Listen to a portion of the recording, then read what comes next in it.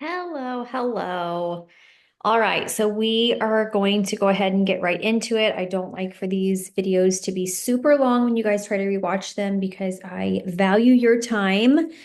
So we're going to go ahead and go through. Last week we talked about elimination diet, what it looks like, what the purpose is, and now we're going to specifically talk about food reintroduction. There are a lot of you doing an elimination diet right now, and so I want to make sure that we go through this.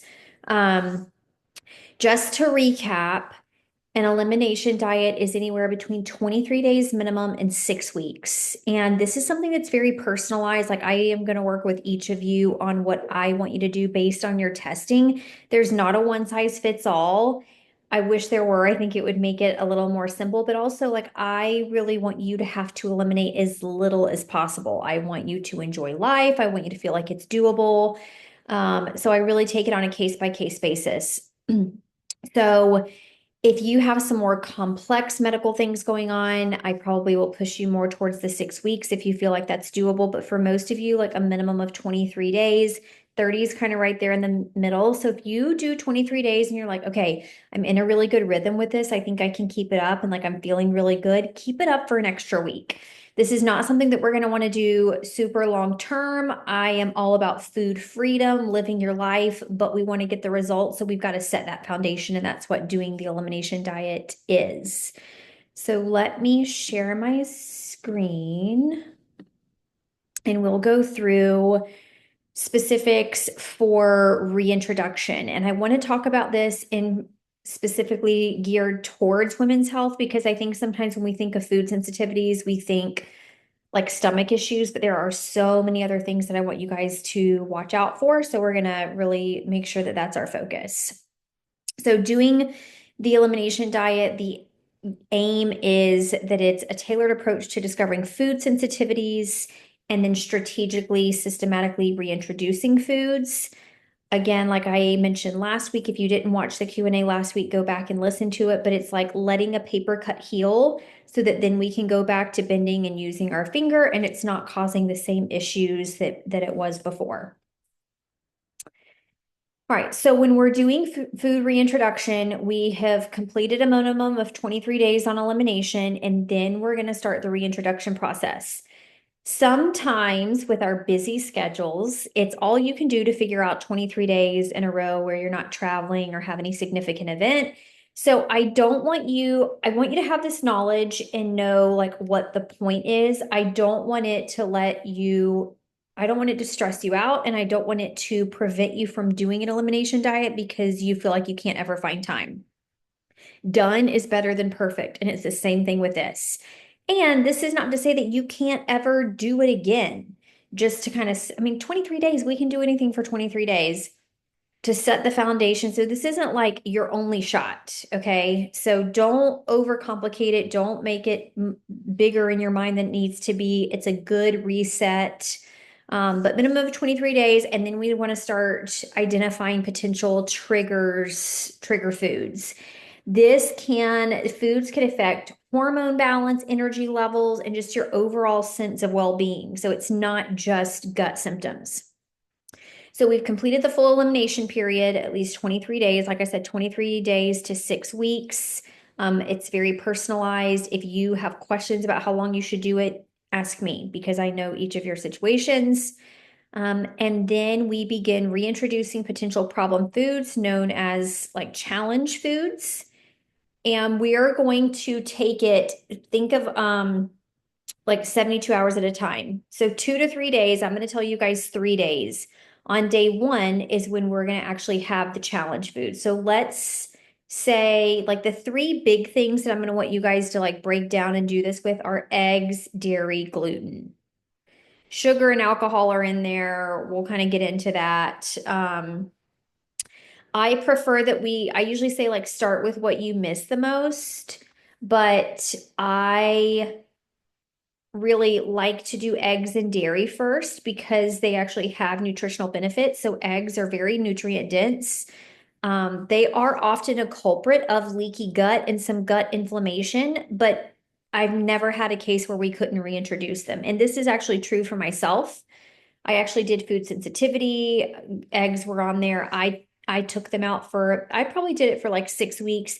I reintroduced them and they did not cause a problem. Now, I don't eat them every single day, but I haven't had any issue. So eggs are very nutrient dense. Dairy is a really good source of protein. It's a great source of cultures like probiotic cultures for your gut. So that can be, if you don't have genetics that increase your risk of lactose intolerance, dairy actually has some nutritional benefit. I feel like gluten, sugar, alcohol really have no nutritional benefit, but that's where we kind of get into what does food freedom look like. And some of this stuff you really have to do what I call a cost benefit analysis and say, okay, how much do I miss these foods? Is it worth it how I feel when I eat them? And we kind of get into like, okay, even if there's something that you feel like you need to keep out longer, can you have it in smaller amounts, like less frequently, and it doesn't cause as much of a problem? The other thing that I want you to pay attention to, just because I do so much weight loss, is some of these foods like really do cause weight gain or like changes in your weight. So when you're reintroducing foods, I do think it's a good idea to weigh, maybe not every single day, but every other day, like more frequently than a week, to see how your weight is responding to the foods as you reintroduce them. So we will allow 2 full days in between each new food introduction to clearly identify any reactions. Food sensitivity reactions can occur even like 72 hours after you've ingested the food. So it's really hard to kind of put your finger on, and that's why we do it in this systematic way. Okay, so day one of the reintroduction process, we're going to choose a food to reintroduce. So whether we're doing wheat, dairy, soy, corn, again, like the soy, corn, peanuts are not as important in my opinion. I really feel like the three big ones would be eggs, wheat, dairy. So let's say we start with eggs. I want you to have just straight up eggs, not something that contains eggs. I want it to be in its purest source. So we're going to actually have scrambled eggs, like 2 to 3 servings that day. You would eat a generous portion, so 2 to 3 average size portions of the test through on day one, paying attention to how your body responds. Of course, we're paying attention to our stomach, but we're also paying attention to energy, brain fog, mood, sleep, weight. And then for the next 2 days, we are going to not eat any more eggs. We're going to eat what we've been eating on elimination. And if you do fine with it, you have no symptoms whatsoever, we're going to go ahead and start eating eggs again and add that back in regularly and move on to the second food, which let's just say it's dairy. So then you would do like Greek yogurt. Again, not something that just contains milk. I want it to be like milk, yogurt, cottage cheese, something that's like very a pure source. It is a good idea to record your symptoms. So documenting any physical, emotional, or cognitive changes I have attached a food reintroduction symptom tracker in the program. And so I want you to pay special attention to just any symptom that you may feel. So if you have no reaction, that is considered a safe food. So let's say we ate eggs, several servings on day one, we had nothing for the next 2 days. And so that then is considered a safe food. So we're going to go back to eating it in our regular meal rotation and then move on to the next food that we're challenging. So just to note that women often notice improvements in energy levels, skin, stomach, digestion when the problem foods are identified and removed. So those are the things that I want you paying attention to as we add things back. Let's say that you did not, that you had something, let's say that you had like bloating or um, skin breakout or something like that with eggs, I would keep them out for a longer period of time. So we just go ahead and like keep them out and move on to the second food to challenge. The other thing that I want to note is that I would like for you to pay attention to kind of where you're at in your cycle when we do this, because I would say that the most common thing that I find that eggs can still be an insult with is menstrual cycles, as far as heavy periods and pain, like cramping before your cycle, even like mood kind of stuff. The situations that I've had where we've had to keep eggs out for longer, it's usually in relation to the menstrual cycle. So I just want you to know that. And that can be true of any of these foods. I'd say gluten is like number one, eggs can be a close second.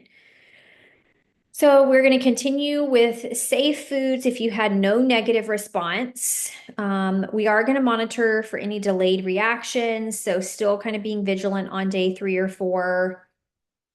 And then we're going to discontinue the problem foods for longer. Allow your body longer to recover. Really try to heal that leaky gut, make those junctions in the gut tighter. And then a lot of times we can reintroduce it later and it's not a problem. Remember that usually when you all have had a gut test, this is like the first gut test you've had. So this is looking at the gut microbiome from your entire lifetime. So that's from birth and how you were born, how you were fed, foods you ate as a child, antibiotics you had as a child, adulthood, all these things. We just came out of a pandemic where we wore masks and we were hyper sanitizing, and all of those things affect the gut microbiome. Hyper sanitation, wearing masks, like it actually kills off some of the good bacteria. It was a very stressful time. We have stressful jobs. We don't eat enough fiber. So all of these things throughout our life are what shape what our microbiome looks like. So keep that in mind. It can take longer than 23 days to heal that, but my goal for each one of you is to find food freedom and for you to have the tools to know what your body needs going forward. And again, it's not like we can't do another elimination diet at some point. Most people are like, oh, I don't want to have to do this again. But actually, like after they do it, it's like, I can actually do this like once or twice a year just to kind of reset. So women's hormonal fluctuations throughout the month can sometimes influence food sensitivity. So noting your cycle phase during reintroduction really kind of helps us navigate what's what. Aren't you glad women are so complex? We have cycles and hormones and foods, and it's overwhelming. That's what I'm here for. I do not want you to be overwhelmed, okay? I want you to have this information and knowledge, but I will guide you through all of it. So these are common sensitivities. I don't eliminate pork. I don't find that pork is typically a significant insult. So just ignore the pork part of this. But wheat, gluten, dairy, corn-ish. We talked about that last week as far as like making sure it's organic. Otherwise, it is genetically modified. Eggs, peanuts, soy. And these are different serving sizes. But basically, we don't need to get into all this. I think this is taking it a little bit too far. But I want you to have a pretty generous portion, like twice in that first day, to really be able to test the food. These would be the ones that I'm more concerned about. I would say gluten. Gluten can play a huge role in thyroid function and hormone balance. So most of my thyroid patients, I keep off gluten for longer if possible. Remember that we don't want it to turn into just like being a lot of gluten-free products. Sometimes gluten-free is worse than regular. So when I say gluten-free, I mean that we're choosing sweet potatoes, quinoa, beans, things like that as our carbohydrate over like bread, pasta, potatoes, even if they're like gluten-free bread, pasta, potatoes, crackers, that kind of thing. Um, Dairy, big cause of skin issues and can greatly influence estrogen levels. Sugar disrupts insulin, can worsen PMS. And then soy contains phytoestrogens that can influence hormones. That's not always a bad thing. I don't want to get into that with this Q&A today, but soy definitely needs to be labeled organic, otherwise it is genetically modified. Soy and corn are the two most polluted genetically modified crops in the US. So reintroduction best practices, keep it simple. Let's not overcomplicate this. If you have an event that you're like, crap, I did the 23 days, but now I have to travel. What is this going to look like for me? Reach out to me. But basically, what I would have you do is still try to keep that 2 to 3 days, but start with something like gluten where you're probably going to have it on the trip, or maybe alcohol. Like we would change a little bit the order that we reintroduce things depending on what the situation is. Okay. That's what I'm here for. This is why I do this one-on-one. But we want to reintroduce pure, uncomplicated foods rather than complex combinations. So we don't want to do foods like have several different things in it where we're trying to figure out like, was it the sugar in that, or was it the gluten, or was it the dairy? So we want to do like single, simple foods. Okay. So we don't want to do like mocha drinks that have coffee and chocolate. We don't want to do coffee with added alcohol. For most of you, from a caffeine standpoint, I've asked you to cut back or be mindful of how much you're drinking. So as you like increase that to test how you respond to caffeine, just make sure that it's like just coffee, okay? We don't want to do mixed dishes with several different things that could be causing the trigger.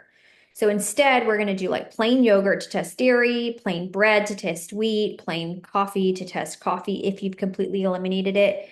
So if you were like a 1 a day cup coffee drinker, I'm fine with you continuing that. You can switch to decaf and just kind of see how you do with that. Coffee really affects cortisol levels. So a lot of you, like I've done the cortisol testing, and those of you that I think we need to completely eliminate caffeine, I have let you know, especially if your caffeine is coming in the source of like Coke, Diet Coke, stuff like that. That's like we really have to work on that. Not that you can't ever have it. I want this to be doable for all of you.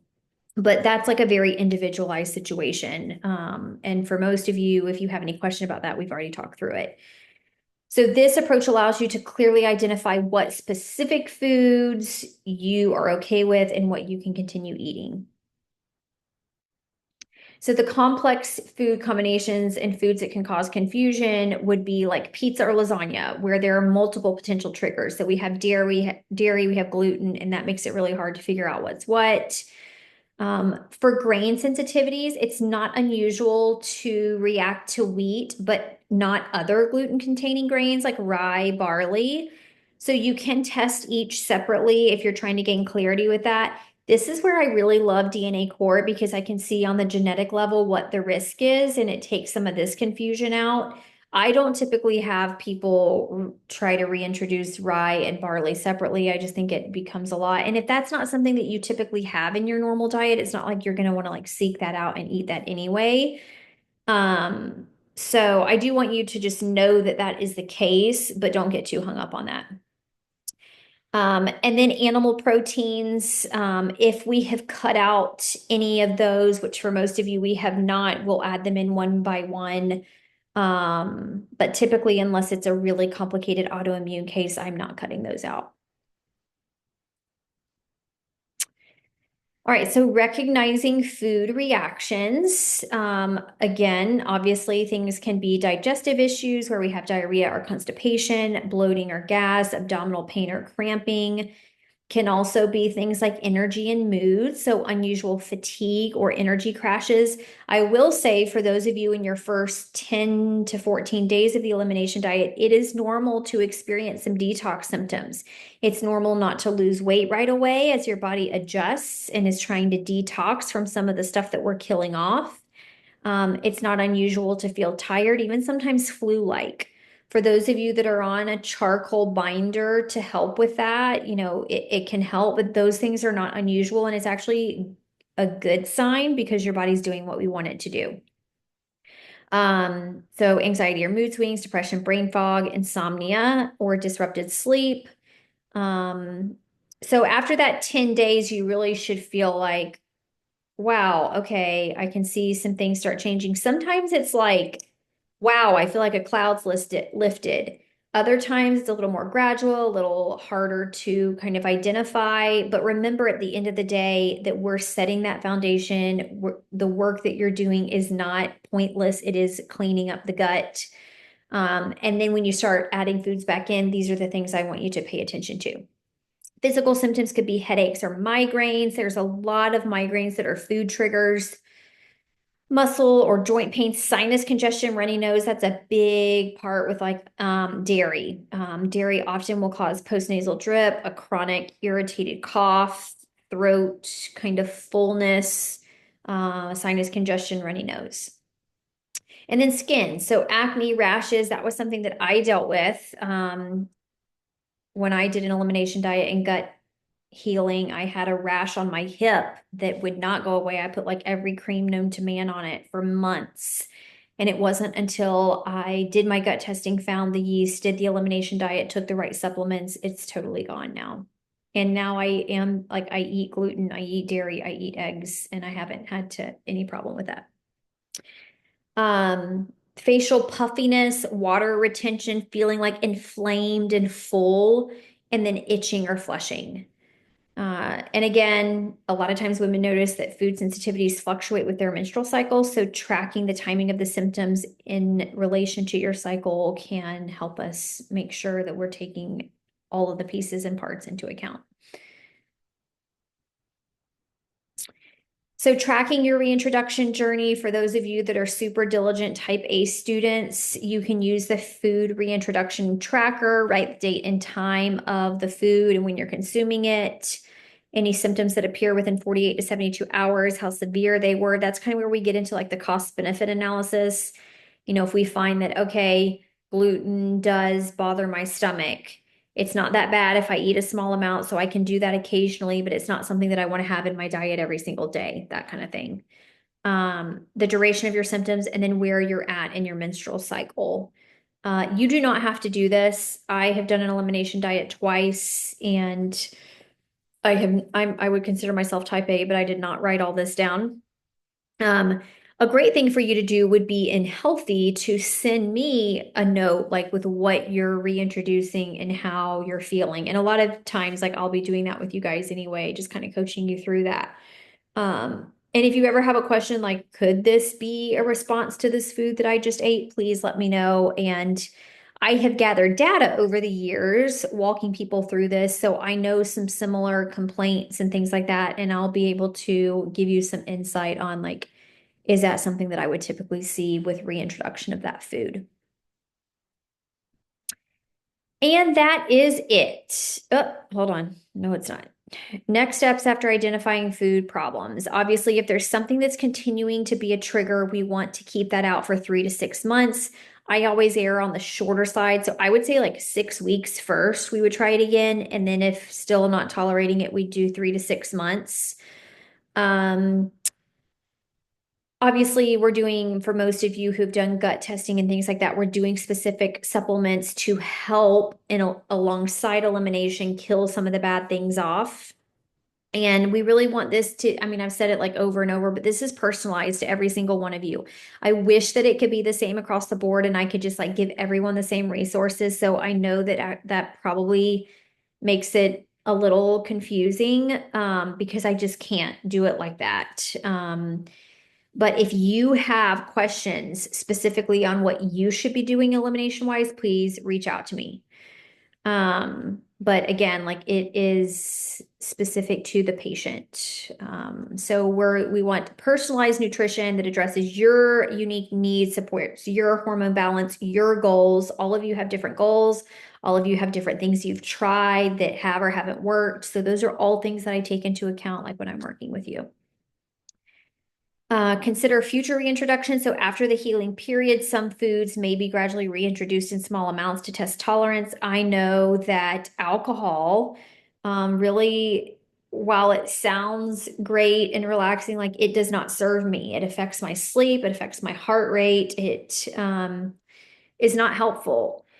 So I know that like having a glass of wine twice a month is just I don't like to do it much more than that. And a lot of times I'll even like do some sort of sangria where I'm using some spindrift and some red wine and mint and things like that to do a lesser quantity but still enjoy the drink kind of thing. If yours is gluten, perhaps you keep it out on a daily basis. But if there's ever a situation where you're like, the kids want pizza and I just want to enjoy a good pizza or whatever it is, then you kind of splurge, not necessarily overeat, but just eat something that you don't typically eat. And those are all ways that we can find food freedom, but still be eating foods that are really nourishing and to our bodies and make us feel good and allow us to accomplish our goals.